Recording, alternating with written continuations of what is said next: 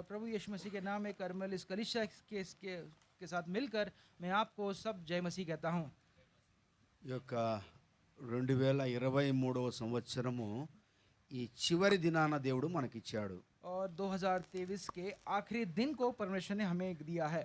చాలా మంది మరణించిన వారు ఉన్నారు, ఈ లోకం ముగించుకున్నారు. और कई लोग अपनी इस मृत्यु पाकर इस अपने जीवन को वो समाप्त कर चुके हैं। మనం సజీవులుగా దేవుడు మనల్ని ఉంచాడు. और जीवित परमेश्वर ने हमें रखा है మనం ఎంతో ధన్యులమై ఉన్నాము. और हम कितने ही धन्य हैं। ఈ యొక్క ఉదయకాల సమయంలో మరి మీ మధ్యకి రావడానికి ప్రభు కృపనిచ్చాడు. और आज सुबह के समय आपके सामने आने का अनुग्रह परमेश्वर ने दिया है।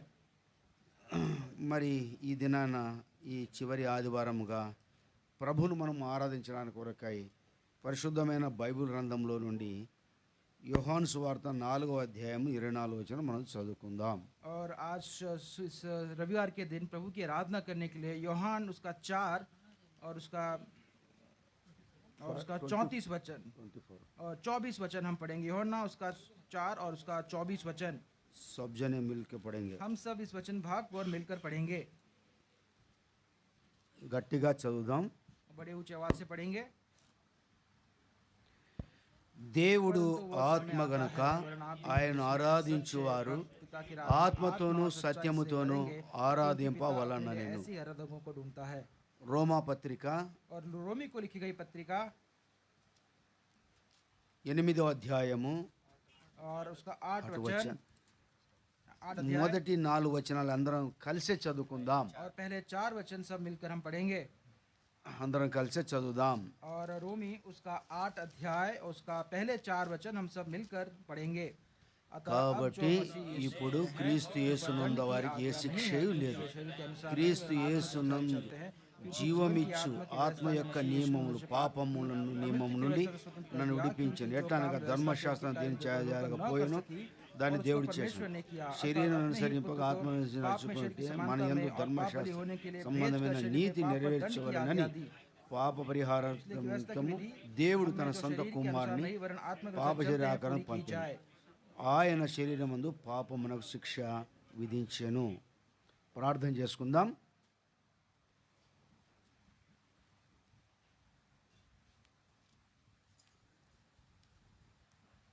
ప్రార్థన.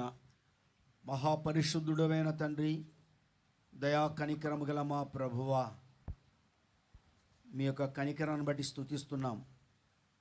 భూమి మీద ఈ 2023 సంవత్సరం ఈ చివరి ఆదివారం మీరు మాకు ఇచ్చారు. స్తోత్రాలు. ఈ పరిశుద్ధ దినాన్ని ప్రభువా మేము నిన్ను ఘనపరచినట్టుగా పాటల ద్వారా మీరు మహిమపరచబడుతూ వచ్చిన దానికే వందనములు చెల్లిస్తున్నాం. అంతేకాదు మరి బేర్షబా ఆరాధన మందిరంలో నీ ప్రజలైన వారిని మీరు జ్ఞాపకం చేసుకొని ఇక్కడ బాధ్యత వహిస్తున్నటువంటి నీ దాసులను జ్ఞాపకం చేసుకొని యవనస్తురాలను జ్ఞాపకం చేసుకొని పరిచరంతటిలో మీరు జరిగిస్తూ వచ్చిన కార్యాన్ని బట్టి స్తోత్రాలు.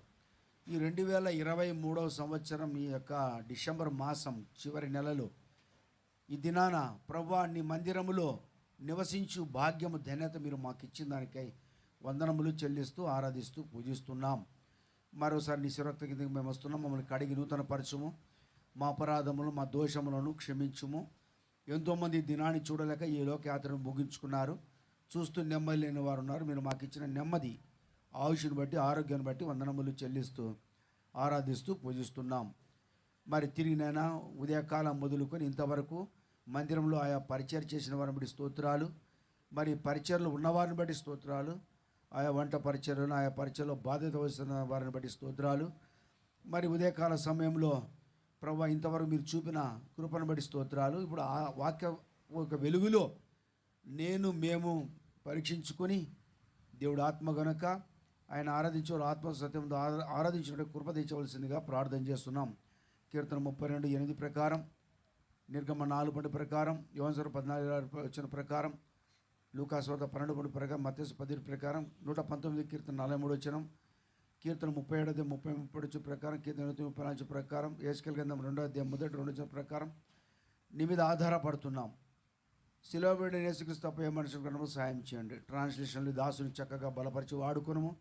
బలపరచు. వచ్చిన వాడి స్తోత్రం రావాల్సిన వారిని త్వరపెట్టి నడిపించు. అల్లరి శబ్దాన్ని దూరపరచు. ఈ పరిచయం అంతటి నీ కృపగల హస్తాలకు అప్పగిస్తున్నాం.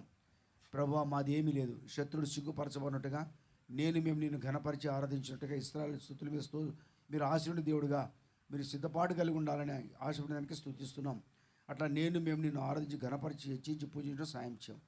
మరి హెబ్రోను ముదుకుని ఉపసంఘాలన్నీ జ్ఞాపం చేసుకుని నిలబడి దాసులను జ్ఞాపం చేసుకును.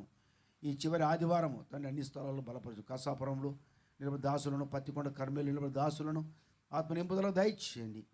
ప్రభువా, మా మధ్య మీరు సింహాసనాశ్రయుడు ఉండండి. ఈ రీతిగా నేను మేము తిరిగి కలుసుకోవడానికి కృపకే స్తోత్రం చెల్లిస్తూ ఈ పరిచయ హస్తాలకు అప్పగిస్తూ ప్రాంచు ముగింపు వరకు మీ నడుపుదల, మీ నాయకత్వం, రక్తపురుషుని ఆత్మనిప్పుని కోరుతూ యేసుక్రీస్తు ప్రభువుల వారి పుననామం బట్టి ఆరాధించి స్తుతించి ప్రార్థించి అడిగి వేడుకొని పొంది ఉన్నాము మా తండ్రి. ఆమేన్.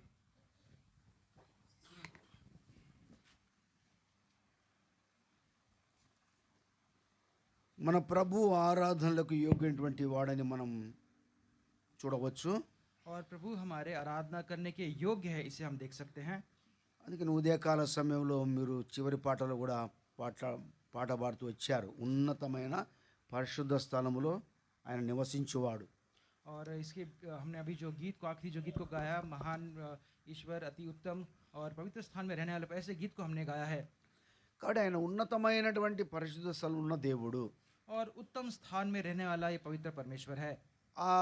ఆ దేవాది దేవుడు మానవుని ఎడల ఎటువంటి ప్రేమ కలిగిన వాడున్నాడో మనం జ్ఞాపం చేసుకుందాం. और परमेश्वर का परमेश्वर लेकिन मनुष्य के ऊपर कैसा प्रेम दिखाए, इसके ऊपर हम विचार करेंगे। ఎందుకంటే ఆయన మన ఎడల తన ప్రేమను వెల్లడిపరిచాడు. इसलिए क्योंकि उसने हमारे पक्ष में अपने प्रेम को दर्शाया है।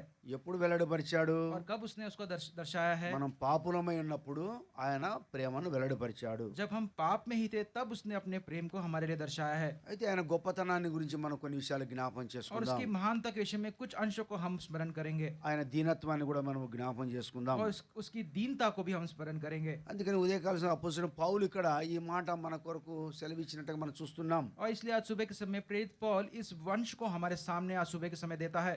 ఎందుకు ఈ మాటలు తను చెప్పగలుగుతున్నాడు? और किस लिए ऐसे अंशों को वो कह सकता है?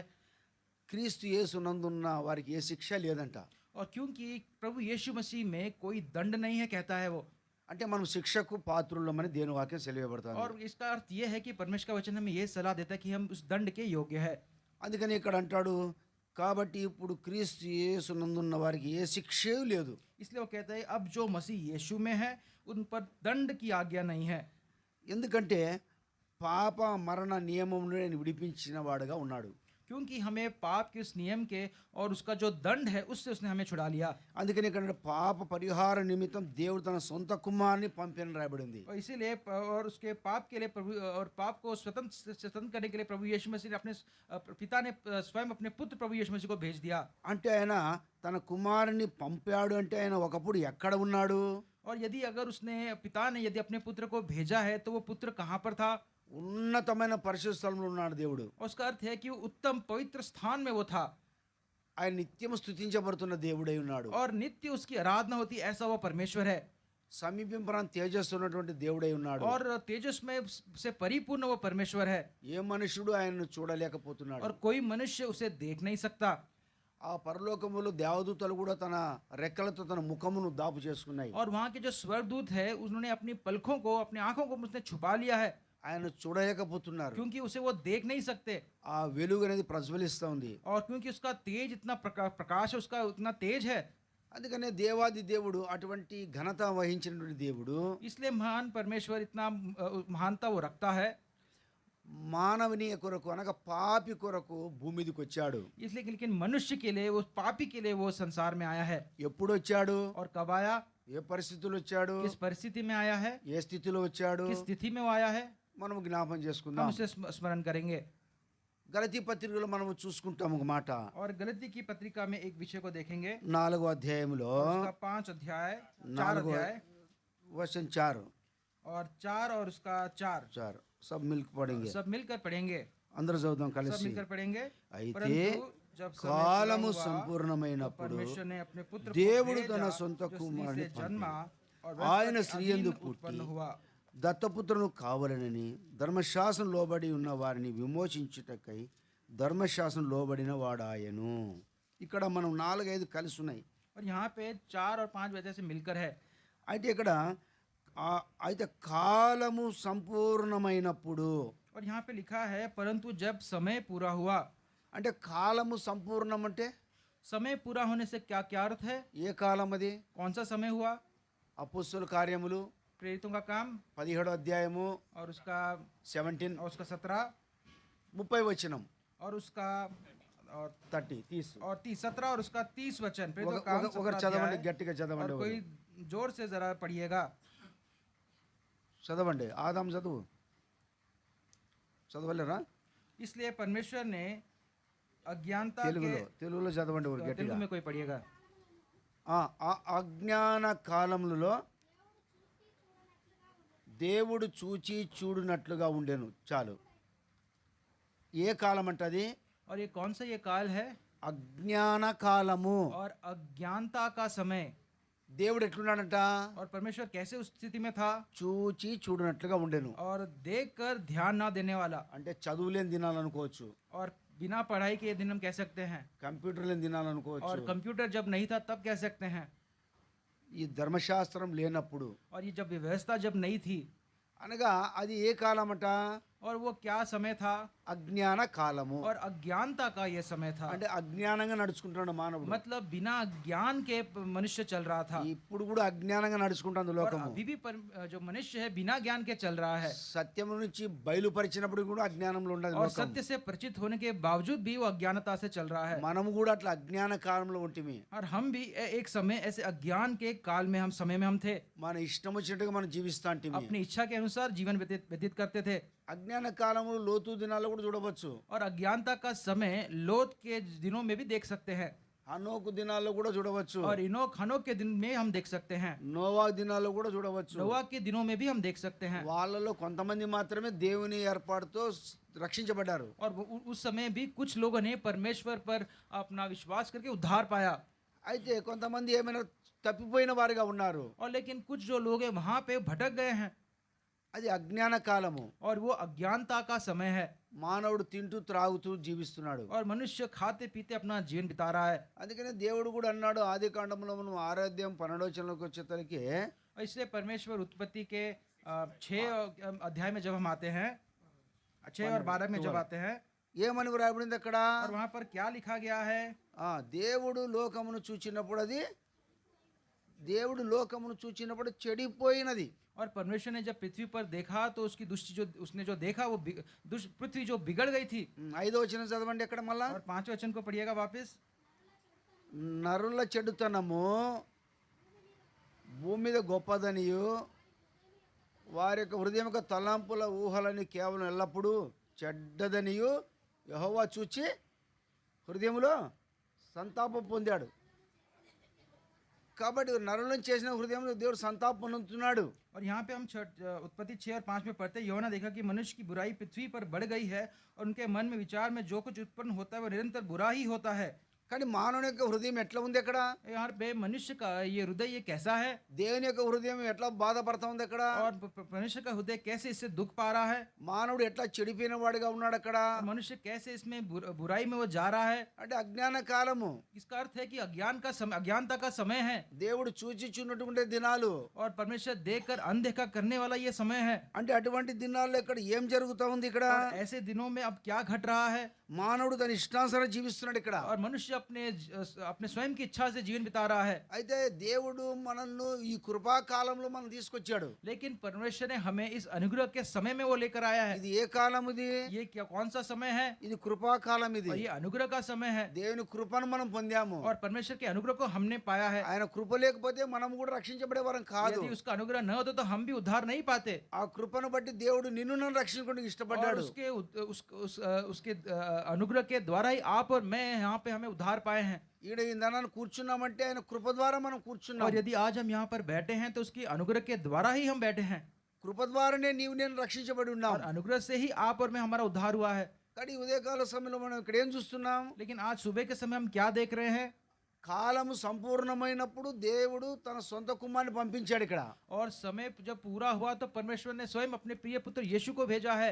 ఏ రీతిగా పంపించాడు ఇక్కడ? कैसे भेजा है?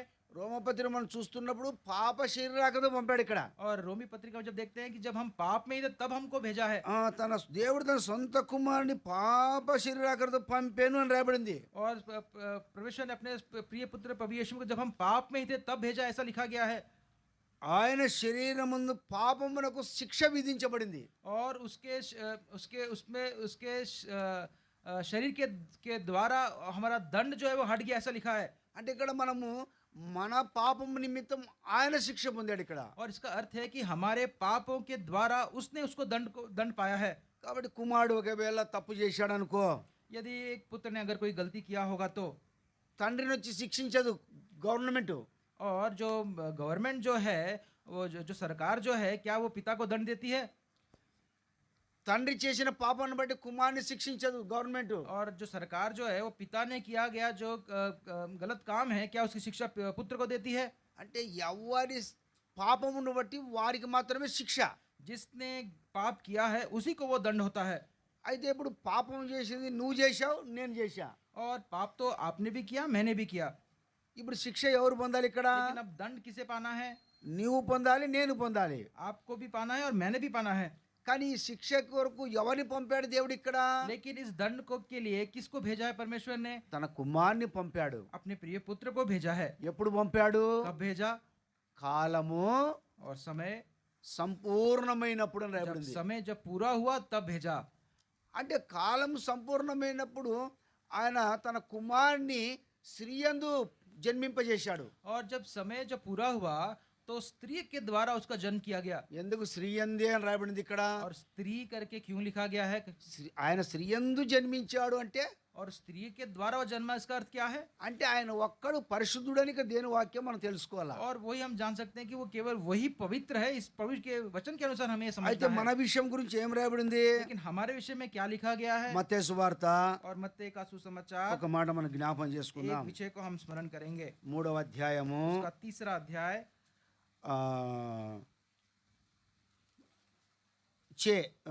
7 వర్స్. और उसका 7, అందరు కలిసి చదువుకుందాం. और सब मिलकर मत्ती 3 और उसका 7 पढ़ेंगे। అతడు పరిసయ్యులలోను సద్దూకాయల్లోను అనేకులు బాప్తిసం పొందవచ్చుట చూచి సర్పసంతానమా, రాబోగురు తప్పించుకున్నటకు మీకు బుద్ధి చెప్పిన వాడెవడు, మారుమను తగిన ఫలములు ఫలించుడి. के लिए योग्य फल लाओ। అంటే ఇక్కడ ఏమని రాయబడింది దేవుని వాక్యంలో? और परमेश्वर के वचन में क्या लिखा गया है? మానవుడు ఎవరంట? मानव कौन है? సర్ప సంతానము. सांप के बच्चों, ऐसा लिखा है। సర్పము ద్వారా, సర్పము కుయుక్తి ద్వారా మానవుడు జన్మించాడు. और सर्प के द्वारा, सर्प की युक्तियों के द्वारा मानव जन्मा है। అంటే దేవుడు ముందే చెప్పాడు, और परमेश्वर ने पहले से ही कह दिया, నువ్వు ఫలించాలి, तुझे फलवंत होना है భూమిని నింపాలి, और इस भूमि को तुझे भरना है దాన్ని లోపరుచుకోవాలి, और उसको अपने अधीन में लेना है, సముద్ర చేపలను ఆకాశ పక్షులను వీటన్నిటి ఏలాలని దేవుడు చెప్పాడు. और सारे समुद्र और सारे पक्षियों पर तुझे उस पे उसके ऊपर रहना है कहा है। అయితే ఫలించాలంటే ఎట్లా ఫలిస్తాడు? लेकिन फलवंत होना है तो कैसे फलवंत होगा?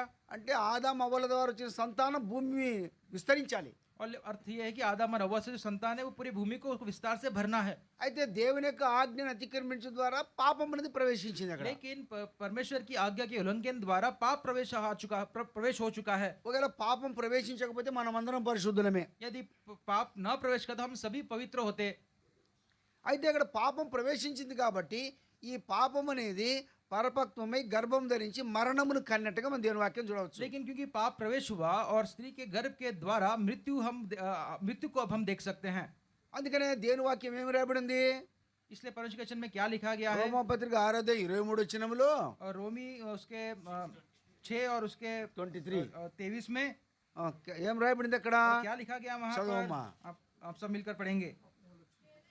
ఏలయనగా పాపం వలన వచ్చు జీతం మరణము, అయితే దేవుని కృపావరము మన ప్రభు అయిన క్రీస్తు యేసునందు నిత్య జీవం. కాబట్టి ఇక్కడ ఏమని రాయబడింది? और यहाँ पर अब क्या लिखा गया है? పాపమునకు జీతం మరణము, क्योंकि पाप की मजदूरी तो मृत्यु है, అయితే ప్రభువైన క్రీస్తు, అయితే దేవుని కృపావరం వల్ల మనకి నిత్య జీవం రాయబడింది. लेकिन यहाँ पे हिंदी में वरदान लिखा है, लेकिन परमेश्वर के अनुग्रह के द्वारा हमें अनंत जीवन है। అంటే మానవుడు పాపి అని దేవుని వాక్యం తెలియబడుతోంది. और मनुष्य पापी है, परमेश्वर का वचन ये कहता है। పుట్టిన మానవునికి జీతం ఏమి? और जन्मा हुआ जो मनुष्य उसका वेतन क्या है? మరణము. उसका मृत्यु है। అయితే ఈ మరణం నుండి దేవుడు తప్పించడానికి కొరకై और इस मृत्यु से परमेश्वर बचाने के लिए తన కృపను ఇక్కడ చూస్తున్నాం మనం. उसकी अनुग्रह को यहाँ पे हम देखते हैं, దేవుని కృపావరము और परमेश्वर के अनुग्रह के द्वारा నిత్య జీవనం చూస్తున్నాం. अनंत जीवन को देखते हैं। అందుకని నీవు నేను కృప ద్వారా రక్షించబడ్డాం ఇక్కడ. इसलिए आप और मैं उसके अनुग्रह के द्वारा हमारा उद्धार हुआ है। ఈనాడు దేవుడు తన కుమారుని పంపకపోతే यदि आज परमेश्वर उसके पुत्र को न भेजता, నీకు నాకు రక్షణ లేదు, आपको और मुझे उद्धार नहीं है, విమోచన లేదు, और कोई छुटकारा नहीं है, మారు మనసు లేదు, और मन फिराव नहीं है, శాంతి లేదు, शांति नहीं है, సమాధానం లేదు. और कोई समाधान नहीं है। అందుకనే కన్యక గర్భవతి కుమారుని కనరేపడింది. इसीलिए कन्या के गर्भ से आया ऐसा लिखा गया है।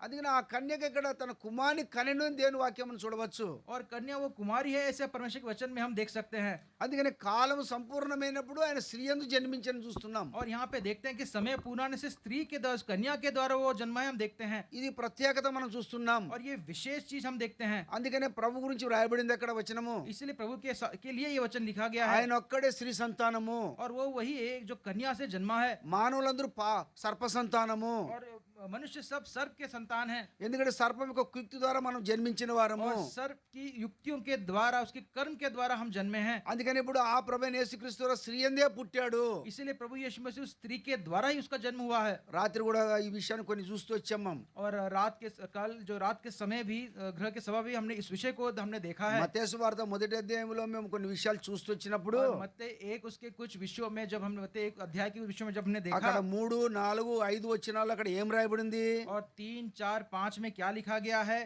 ఫస్ట్ వచనంలో అబ్రహాము వంశావళి ఆయన యేసుక్రీస్తు ప్రభు దావీదు కుమారుడైన వంశావళిని ఇక్కడ చూశాం. और अब्राहम का संतान और दाऊद का संतान, ऐसे उसके वंशावली को हम देख रहे हैं। అక్కడ 3వ వచనంలోకి వచ్చేసరికి అక్కడ ఏం రాయబడింది? और तीसरे वचन में वहां पर क्या लिखा गया है? తెలుగులో చదవండి త్వరగా ఒకరు. तेलुगु में कोई पढ़िएगा।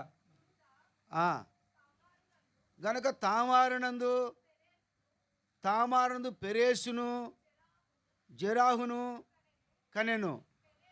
పెరేసు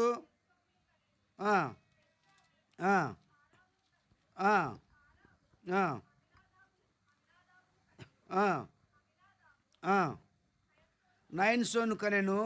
నైన్సోను షల్మాను కనెను. షల్మాను రాహాబునందు బోయాజును కనెను. బోయాజు రూతునందు ఓబేదును కనెను. ఓబేదు యెషయాను కనెను. యెషయా రాజైన దావీదును కనెను. ఇక్కడ చూస్తున్నాం. हम यहाँ पे देख सकते हैं कि अब्राहम से इज़हाक, इज़हाक से याकूब, याकूब से यहूदा, और यहूदा से तामार से फिरास, और वहाँ से फिर जोरा उत्पन्न हुआ, फिरोज से हिस्रोन, हिस्रोन से आराम और अमीनादाब, और आराम से अमीनादाब, और अमीनादाब से नौशान, नौशान से सलमोन, सलमोन से राहब, और राहब से बोआज, और बोआज से रूत, बोआज और रूत से ओबेद उत्पन्न हुआ, और ओबेद से येशे उत्पन्न हुआ, और येशे से दाऊद राजा उत्पन्न हुआ। కానీ ఇక్కడ మనం ఇక్కడ వంశావళిలో చూస్తున్నప్పుడు ఎవరెవరు వచ్చారు ఇక్కడ మనకి? और यहाँ पे जब परमेश्वर की इस वंशावली को जब हम देखते हैं तो कौन कौन आ गया? ఇక్కడ తామారు కూడా ఆమె ఎక్కడ ఉంది? ఆమె तामार वो कहाँ पर है? తన భర్తను పోగొట్టుకున్న తర్వాత ఎవరి వలన ఆమె సంతానం పొందింది? और अपना जो संतान को खोने के बाद किससे उसने अपना संतान पाया? తర్వాత రాహాబును చూస్తున్నాం. अब राहाब के विषय में देखते हैं। ఆమె ఎరుకలో ఒక వేశ్య. और वो जेरिको में वो एक वेश्याधारी थी। ఆమెలో నుంచి బోయాజ్ వచ్చాడు. उससे तो बोएज आया है। బోయాజ్ వచ్చి ఎవరిని పెళ్లి చేసుకున్నాడు? अब बोएज ने किससे उसने विवाह किया? రూతును చేసుకున్నాడు. और रूत से विवाह किया। రూతులోంచి ఎవరు వచ్చారు? अब रूत से कौन आया है? ఓబేద్ వచ్చాడు. और उससे ओबेद आया है। ఓబేద్ ఎవరిని కన్నాడు? और ओबेद किसका पिता है? యెషయాని కన్నాడు. और यशा का वो पिता है। యెషయా ఎవరిని కన్నాడు? और यशे से कौन आया है? దావీదుని కన్నాడు. और दाऊद आया है। దావీదు నుండి ఎవరు వచ్చారు? अब दाऊद से कौन आया है? యేసు ప్రభు వచ్చాడు. प्रभु यीशु मसीह आया है। అంటే యేసు ప్రభు వంశావళి ఎటువంటిది? और प्रभु यीशु मसीह का ये वंश कैसा है? ఇప్పుడు మన తల్లి ఉందనుకో, जब हमारी अगर माता है, हम లేదా మన తండ్రి ఉన్నాడు అనుకో, यदि हमारे पिता है तो, మా అమ్మ వ్యభిచారి అనుకో, और यदि हमारी जो माता है वो व्यभिचार करने वाली होगी तो, నేను ప్రభుని నమ్ముకున్నాను, और मैंने प्रभु को विश्वास किया, నన్ను ఇప్పుడు ఏమంటారు? अब मुझे क्या कहा जाएगा? వాళ్ళమ్మ వేశ్య అంటారు. और कहेंगे यार इसकी माता तो वेश्या है। అంటే అటువంటి వేశ్య సంతానం నుంచి ఎవరు వచ్చారు? लेकिन ऐसे वेश्या के गर्भ से कौन आया है? ఎవరిని కోరుకున్నాడు ప్రభు? और प्रभु ने किसको वहाँ पे नियुक्त किया है? ఎట్లా ప్రత్యేకించుకున్నాడు ప్రభు? और कितना उसको अलग किया है? ఒక్కసారి మనం గమనించుకుందాం ఇక్కడ. और एक बार इस विषय में हम स्मरण करें। మన పితరులు జ్ఞాపకం చేసుకుంటే, यदि अपने पूर्वजों को यदि हम स्मरण करें तो వాళ్ళు పాపం చేస్తూ వచ్చారు. वो पाप ही करते आए हैं। వాళ్ళు అపవిత్రులే. वो अपवित्र है। అటువంటి సంతానంలో నుండి, और ऐसे संतानों में से, లేదా అటువంటి వంశావళిలో और నుండి नहीं तो ऐसे वंश से ఎవరు వచ్చారు? कौन आया है? రక్షకుడు వచ్చాడు. और उद्धार करता आया है। ఆ రక్షకుడు ఎట్లొచ్చాడు? और उद्धार करता कैसे आया है? స్త్రీ యందు పుట్టాడు. और स्त्री के द्वारा जन्मा है। ఆ స్త్రీలో పుట్టడానికి కారణం और स्त्री के द्वारा जन्म का कारण क्या है? చదువుదాం ఇప్పుడు మళ్ళా గలతీ పత్రిక 4వ देखिए, वापस అధ్యాయములో पढ़ते हैं, गलती उसका 5 4 వచనం. ఇక్కడ నేను చదువుతాను చూడండి. देखिए, ధర్మ पढ़ते దత్తపుత్రములు కావాలనని పడు తుమ్ బోల్ 4 और उसका ట్రాన్స్లేట్ कर तुम దత్తపుత్రములు కావాలనని और एक लौता पुत्र लेपालक पुत्र होने के लिए ధర్మశాస్త్రములకు లోబడి ఉన్న వారిని और जो इस व्यवस्था के अधीन में जो रहे విమోచించుటకై और उससे छुटकारा देने के लिए ధర్మశాస్త్రమునకు और धर्म व्यवस्था के लिए లోబడిన వాడాయను. और जो उसके अधीन रहे। ధర్మశాస్త్రం బలం ఏంది? और व्यवस्था का ये उसका बल क्या है? ఏంది చెప్పండి ఇప్పుడు మీరు बताइए। చెప్పాలి. ధర్మశాస్త్రమునకు ఉన్న బలం ఏంటి और ये व्यवस्था का बल क्या है? చెప్పండి. మీరేం చెప్ప సిస్టర్స్ మీకు ప్రైజ్ ఇస్తాం మళ్ళా. और बहनों से आप भी ये कह सकते हैं, व्यवस्था का बल क्या है? ఏ బలము? क्या बल है उसका? గట్టి చెప్పు, ప్రైజ్ ఇస్తాం. శిక్షించేదా? చుట్టుకార అంటే ధర్మశాస్త్రం ఉన్న బలం ఏంటంటే పాపము. और व्यवस्था का बल क्या है? पाप। ధర్మశాస్త్రం ఉంటే బలం అంతేంది? और व्यवस्था का पूरा बल क्या है? పాపమే. पाप ही है। కాబట్టి ఈ ధర్మశాస్త్రం ఏం చేస్తా ఉంది? और ये व्यवस्था क्या करता है? పాపం చేసిన వానికి శిక్షించమంటుంది అక్కడ. और हाँ, व्यवस्था क्या कहता है कि पाप जो करता है उसको दंड है।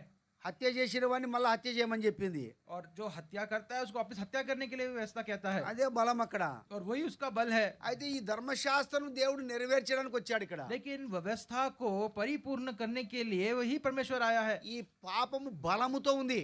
और ये जो पाप है ये बल के साथ है। ఈ బలమును తగ్గించడానికి దేవుడు బలవంతుడైన దేవుడు ఇక్కడ బలహీనుడిగా అయినాడు और ఇక్కడ. इस पाप के बल को कम करने के लिए बलवंत प्रभु यीशु मसीह संसार में आया है। ఏమి బలహీనత?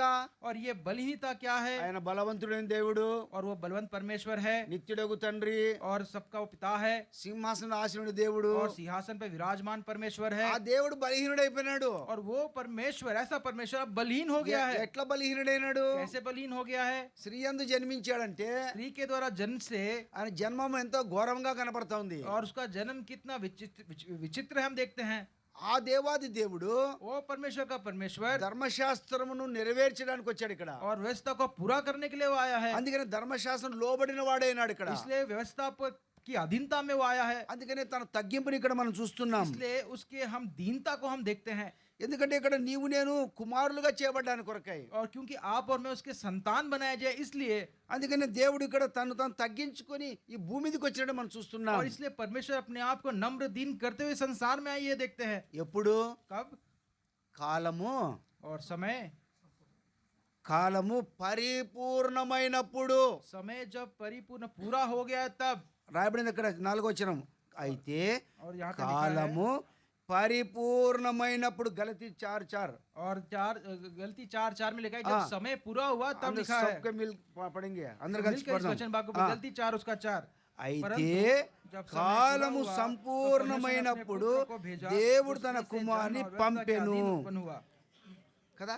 కాలము పరిపూర్ణమైనప్పుడు परंतु जब समय దేవుడు पूरा हुआ తన కుమారుని పంపెను. तो परमेश्वर अपने पुत्र को भेजा। ఎందుకు పంపాడు ఇప్పుడు చెప్పండి? आप बताइए क्यों भेजा है? ఎందుకు పంపాడు? क्यों भेजा है?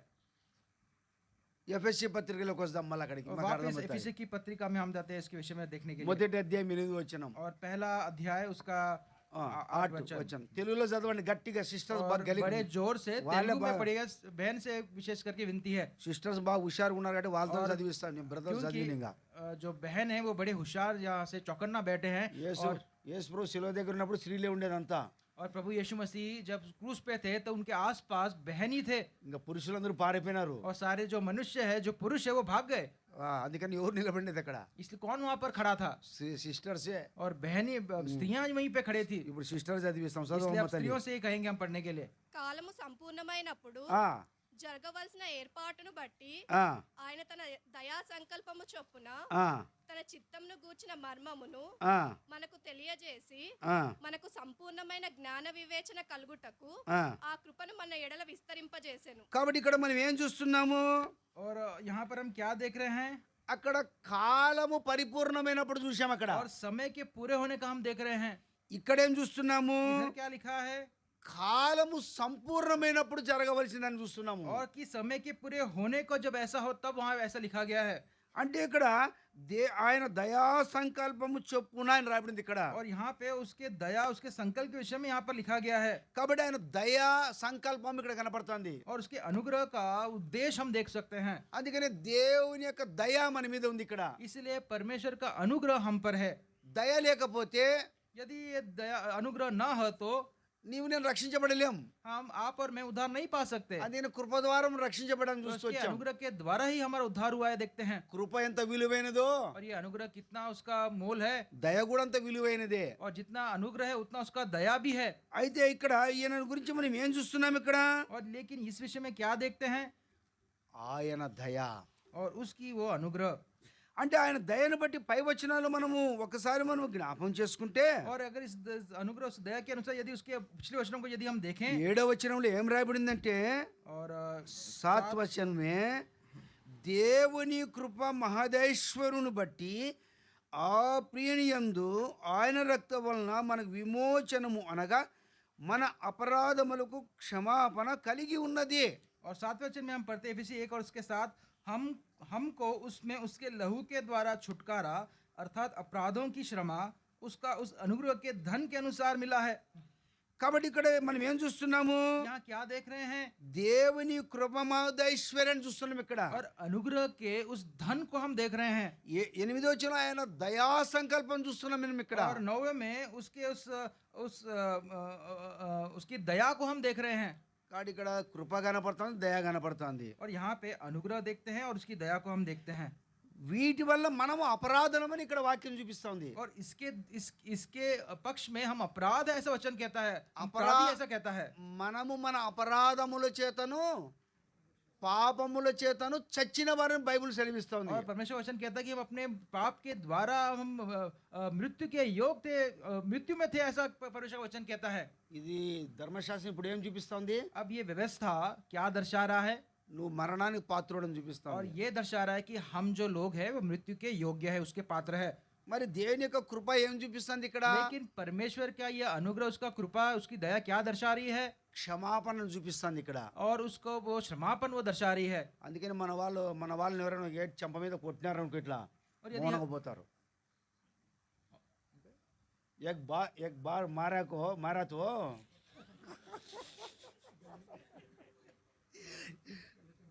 ఒక గేట్ కొట్టినామనుకో మౌనంగా వెళ్ళిపోతాం మనము. ఏం జాకోబ్? और यदि हमको कोई चाटा मारता है तो हम बड़े शान से चले जाते हैं. మళ్ళీ రివర్స్ కొట్టరు. हम वापस उसको मुड़कर मारते नहीं हैं. మనందరికి ఏ మనసు ఉంది?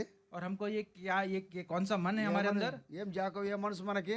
और भाई याकूब कौन सा मन ఆ? है? క్షమించే మనసు జాకోబ్ చెప్పినాడు చూడు और అట్లా भाई याकूब ने जैसे कहा क्षमा करने का हमारा मन है. కదా. అంటే మనకు అందే క్షమాపణ మనసు ఉంది మనకు. और हमको क्षमा करने का ये मन है. మరి ఈ విషయాన్ని ఒకసారి మనం జ్ఞాపకం చేసుకుంటే यदि इस विषय को यदि वापस स्मरण करें तो ఆయన ఒక్కడే క్షమాపణ గల మనస్సు. केवल वही उसका क्षमापन करने का वो एक उसका मन है. భూమి మీద ఎవరికి క్షమించే మనసు లేదు. और हम में भूमि में कोई भी क्षमा करने का हमारा मन नहीं है. ఆయన రక్తం వలన ఇప్పుడు నీవు నేను విమోచించబడాలని और उसके लहू के द्वारा आप और में हमारा छुटकारा होना है, इसलिए దేవుడు తన కుమారుని పంపాడు ఇక్కడికి. और परमेश्वर ने अपने पुत्र को इसलिए भेजा है. ఆయన ఎందుకు వచ్చాడు ఈ లోకంలోకి? और क्यों आया है वो संसार में? నీవు నేను దత్తపుత్రులు కావాలనని, और आप और मैं उसके एक लेप वाले पुत्र बन जाएं, నీ నా పాపములు క్షమించబడాలని, और आपका और मेरा पाप क्षमा हो जाए, నీవు నేను తండ్రితో సమాధానంగా ఉండాలని, और आप और मैं पिता के एक समानता में आ जाएं, నీవు నేను పరిశుద్ధులముగా ఉండాలని, और आप और मैं पवित्र हों, తండ్రికి ఇష్టమైంది. और ये पिता को भाया है, అందుకని ఆ కుమారుని పంపాడు ఇక్కడికి. इसलिए उसने पुत्र को भेज दिया है। ఆ కుమారులు ఏముంది ఇక్కడ? अब इस पुत्र के पास क्या है? నీకు నాకు పాప క్షమాపణ ఉంది. और आपके लिए, मेरे लिए उसके पास पाप का क्षमापन है। అందుకనే పాపులను రక్షించిన క్రీస్తు యేసు లోకమునకు వచ్చిన వాక్యం ఉంది. और इसीलिए पापियों को बचाने वाला प्रभु यीशु मसीह संसार में ऐसा वचन कहता है। తన ప్రజలను వారి పాపమును రక్షించిన గనక ఆయనకి యేసు అని పేరు పెట్టి రాయబడి ఉంది. और वो अपने प्रजा को अपने पाप से उनके पाप से बचाएगा, इसलिए उसका नाम यीशु मसीह है, ऐसा लिखा गया है। అందుకనే భూమి మీదకి ఆయన వచ్చినప్పుడు భూమి మీద ఏముంది ఇక్కడ? इसलिए जब संसार में जब आया तो संसार में क्या था? ప్రజలందరి రక్షణ ఉంది. और प्रजाओं का वो उद्धार था। అందుకనే ప్రజలందరికీ కలుగు మహాసంతోష సువర్తమానం. और इसीलिए सारी प्रजा को ये बड़े आनंद का ये सुसमाचार है। ఎందుకు? किस लिए? నేడు మీ కొరకు రక్షకుడు పుట్టాడు దావీదు పట్టణంలో. और देखिए दाऊद की इस नगरी में आपके लिए उद्धारकर्ता जन्मा है। ఆ రక్షకుడు ఎవరు? और वो उद्धारकर्ता कौन है? సృష్టికర్త. और वो सृष्टि का रचयकार है। సృష్టిని సూర్యంలో వేలాడదీసిన వాడు. और सृष्टि में सूर्य को चंद्रमा को बनाने वाला वो है। మానవుని ప్రేమించిన వాడు. और मनुष्य से प्रेम करने वाला वो है। మానవుని కొరకు సమస్తం సిద్ధపరిచిన వాడు. और मनुष्य के लिए सब कुछ सिद्ध तैयार किया हुआ ऐसा परमेश्वर है। ఆయన సమస్తానికి కర్త అయిన దేవుడు. और सारे संसार का वो कर्ता रचयकार है। అటువంటి దేవాదేవుడు తగ్గించుకున్నాడు और ऐसे प्रभु ने अपने आप को नम्र किया है కదా. ఆయన మనుషులతో అద్భుతాలు చేస్తూ వచ్చాడు. और मनुष्य के साथ अद्भुत कार्य करते आया है। మరి దేవుడు అద్భుతాలు ఉరికనే చేయలేడా? और क्या हमारा परमेश्वर ऐसे अद्भुत कार्य नहीं कर सकता? మనుషులందరి పాపాలు పోవునుగాక అంటే అయిపోతాయి. और मनुष्य सारे पाप तू चला जाए ऐसा कहते तो वो चला जाएगा। మరి ఎందుకు భూమి మీదకి రావాలా? और क्यों भी इस पृथ्वी पर आना है? ఎందుకు శిక్ష పొందాలా? और क्यों वो दंड को सहना है? ఎందుకు రక్తం కార్చాలా? और क्यों लहू बहाना है? ఎందుకు ప్రాణం और అర్పించాలా? क्यों अपने प्राण को अर्पण करना है? ఎందుకు సమాధి చేయబడాలా? और क्यों वो समाधि में जाना है? ఎందుకు తిరిగి और లేవాలా? फिर वापस क्यों उसको जी उठना है? ఇది దేవుడు చేయవలసిన పని ఉంది. और ये कार्य परमेश्वर का कार्य है। నేను సృష్టికి కర్త అని, क्यों मैं सृष्टि का रचयकार हूँ నేను పాపం క్షమించకు వచ్చానని, और मैं पाप को क्षमा करने के लिए आया हूँ। అందుకే ఆయన భూమి మీద కనపరిచాడు. इसलिए अपने भूमि में उसने अपना दर्शन दिया है। అయితే ఇప్పుడు ఈ కృపా కాలంలో लेकिन इस अनुग्रह के समय में దేవుడు తన కుమారుని పంపాడు. और अपने पुत्र को परमेश्वर ने भेजा है। నిన్ను ఏం చేశాడు? और आपके मेरे लिए क्या किया? విమోచించాడు. वो छुटकारा दिया है। సామెతల గ్రంథం 16 అధ్యాయం 6వ వచనంలో ఒక మాట చదవమ్మా తెలుగులో. और सबो दशक 16:6 और 16:6 16 और उसका 66। ఒక చదువు తల్లి తెలుగులో చదవండి. సామెతల గ్రంథం 16వ అధ్యాయం 6వ వచనం. మళ్ళీ బ్రదర్ చదివారు గబకన్ రోసం వచ్చి. नीति क्षमा करें, नीति वचन का చెప్పమ్మా గట్టి చదువు తల్లి. కృపా సత్యము వలన దోషములకు ప్రాయశ్చిత్తము కలుగును. చాలు. కృపా సత్యం వలన పాపమునకు ప్రాయశ్చిత్తం. और नीति वचन का 16 और उसका 6 वचन।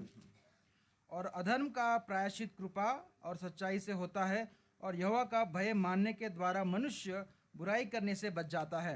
ఫస్ట్ వచ్చిన లైనే మనకు అక్కడ ఏం రాయబడింది? అక్కడ और यहाँ पर क्या लिखा है?